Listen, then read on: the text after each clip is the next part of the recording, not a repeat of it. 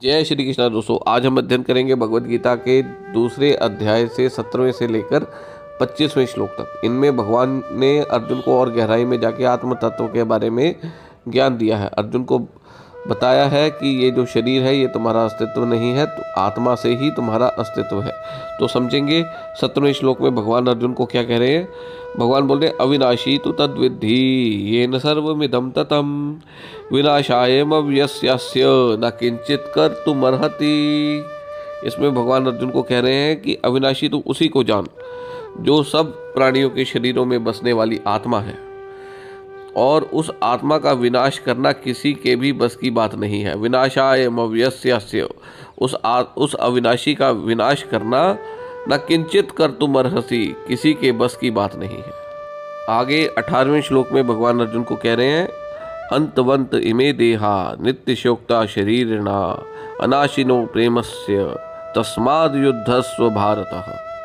भगवान अर्जुन को आगे समझा रहे हैं कि जो अंत होना है वो इस शरीर का होना है। जो अन्नमय शरीर है, जो मिट्टी से बना है, वही मिट्टी में मिल जाना है। इस देह का अंत होता है। नित्य शोक्ता शरीरना, जो इस देह के अंदर रहने वाली आत्मा है वो नित्य रहती है, वो सदा रहने वाली है। अनाशिनो, वो अनाशिनो मतलब उसका कभी नाश नहीं होता। अप्रेमस्य, यानी वो उसको कोई नापने का पैमाना नहीं है। एक छोटी सी चिड़िया में भी वही आत्मा है और एक बड़े हाथी में भी वही आत्मा है। तस्माद् युद्धस्व भारत, इसलिए हे अर्जुन अपने कर्तव्य का पालन करो और इस युद्ध को करो। आगे भगवान अर्जुन को बोल रहे हैं, य एनम वेति हंतारम यश्चैनम मन्यते हतम अभ्यो तेना विजायनितो नायम हंति न हन्यते।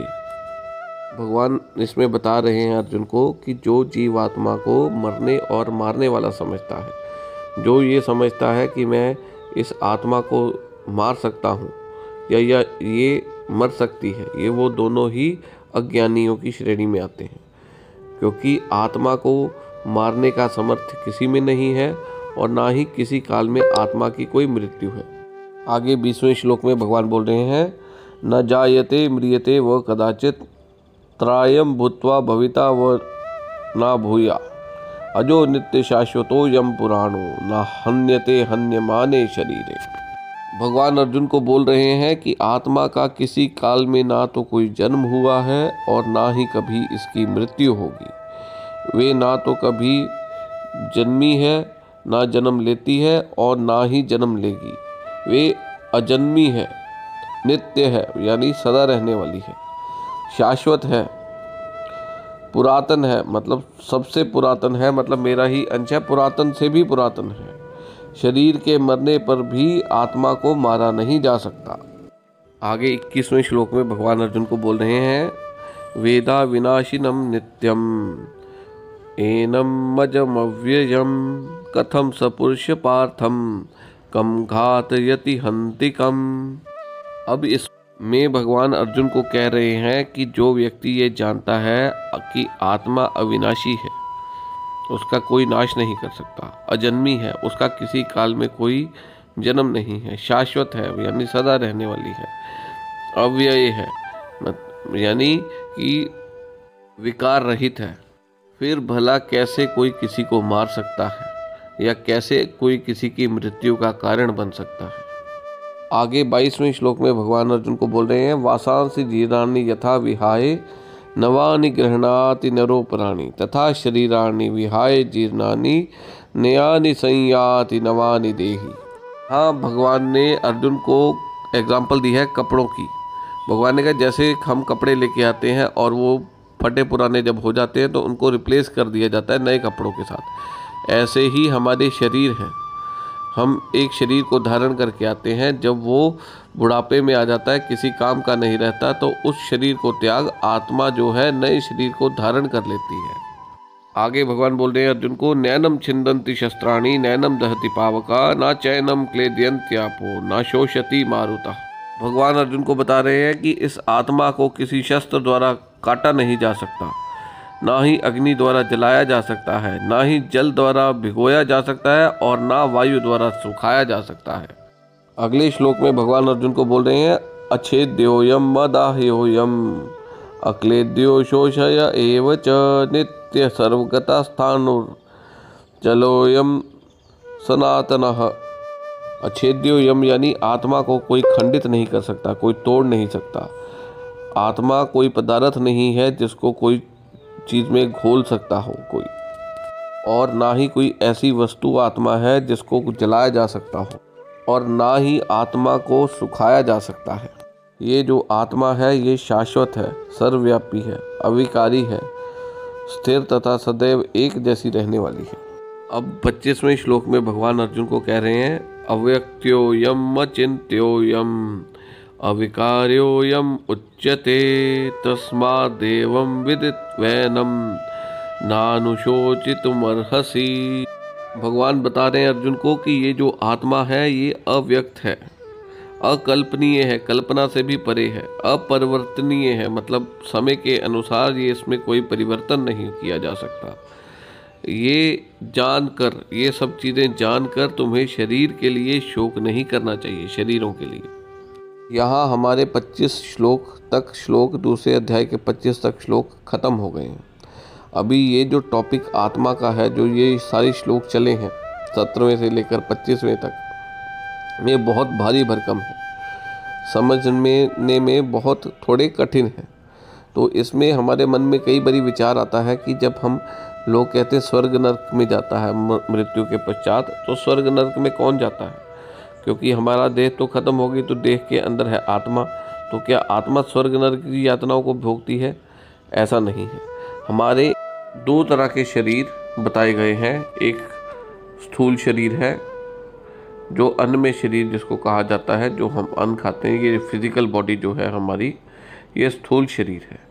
इसके अलावा हमारा एक और शरीर है जिसे सूक्ष्म शरीर कहा गया है। उसकी अलग अलग लेयर्स हैं जिसको अलग अलग कोश के नाम से भी संबोधन किया गया है। तो उसमें जो आउटर लेयर है वो है प्राणमय शरीर, जिसको एनर्जी बॉडी भी कहते हैं। जैसे इलेक्ट्रिसिटी एक मशीन में रन करती है तो मशीन फंक्शनल हो जाती है, ऐसे ही प्राणिक ऊर्जा जब इस स्थूल शरीर में चलती है तो इस शरीर को क्रियाशील करती है। मृत्यु आने पर सबसे पहले प्राण इस शरीर को छोड़ चले जाते हैं। इस प्राणमय कोश के बाद जो भीतर है मनोमय कोश, करण शरीर यानी जिसको विज्ञानमय कोश भी कहते हैं, उसके बाद आनंदमय कोश है, और उन सब के सेंटर में है हमारी आत्मा। इस आत्मा का एक गुण है चेतना। जो चेतना आत्मा से शरीर धारण करता है। चेतना यानी एहसास, जैसे हमें सर्दी गर्मी का शरीर को एहसास होता है, कहीं कोई दर्द का एहसास होता है, प्रसन्न, तो ये जो शरीर में अलग अलग जगह पे जो चेतना होती है, ये आत्मा का गुण है जो शरीर धारण करता है। मृत्यु के पश्चात ये जो चेतना है, ये इसको धारण कौन करता है? मनोमय शरीर, जो हमारे विचारों का शरीर है। मरने के उपरांत भी ये जो मनोमय शरीर है, इसको सुख दुख की चेतना होती है। इस मनोमय शरीर के बाद या मनोमय कोश के आगे है विज्ञानमय कोश, जिसको करण शरीर भी कहा गया है। इसमें हमारे पास्ट के सारे जन्मों का लेखा जोखा है, सब चीज़ें हैं इसमें। और ये जो करण शरीर है, ये हमारे मनोमय शरीर को सुख दुख का एहसास कराता है। हमें हमारे जीवन में जो अच्छे बुरे काम किए हैं उसको याद करवाता है हमने क्या किया है। और जो हमारा मनोमय शरीर है, उसको सुख दुख का एहसास होता है। लेकिन जब हमारी आत्मा दूसरा शरीर धारण करती है, तो ये जो विज्ञानमय कोश है यानी करण शरीर है, ये हमारे मनोमय कोश को दोबारा रीसेट कर देता है। और जो करण शरीर है, उसके आगे है आनंदमय कोश, यानी जिसको कहा जा सकता है ब्लिसफुल बॉडी। तो वो क्या है? उसमें हमारे द्वारा किए गए जितने भी सत्कर्म हैं, भक्ति है, ईश्वर की भक्ति है, वो सब स्टोर रहते हैं। सत्चित आनंद स्वरूप है वो। उसमें अगर हमारी चेतना अंतर्मुखी हो जाए और हम उस लेवल तक चले जाएं तो हमें उस परम आनंद की अनुभूति होती है उस कोश में। और उसके भीतर है हमारी आत्मा। हमारी आत्मा ने ये सब शरीरों को, एक जैसे धागा होता है, धागे के अंदर माला के मोती होते हैं, ऐसे ही संजो के रखा हुआ है हमारी आत्मा ने।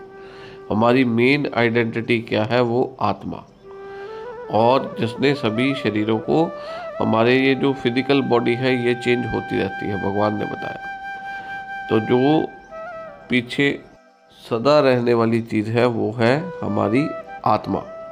जो सुख दुख का एहसास है वो इस शरीर के होते हुए भी हमारे मन को प्रभावित करता है, और इस शरीर को छोड़ने के बाद भी हमारे शरीर, जो सूक्ष्म शरीर है, उसमें मनोमय कोश को प्रभावित करता है। तो जो आत्मा है वो सुख दुख से परे है, वो ईश्वर का ही अंश है। आगे इसको और डिटेल में समझेंगे। आज हम यहीं विश्राम देते हैं। जय श्री कृष्णा।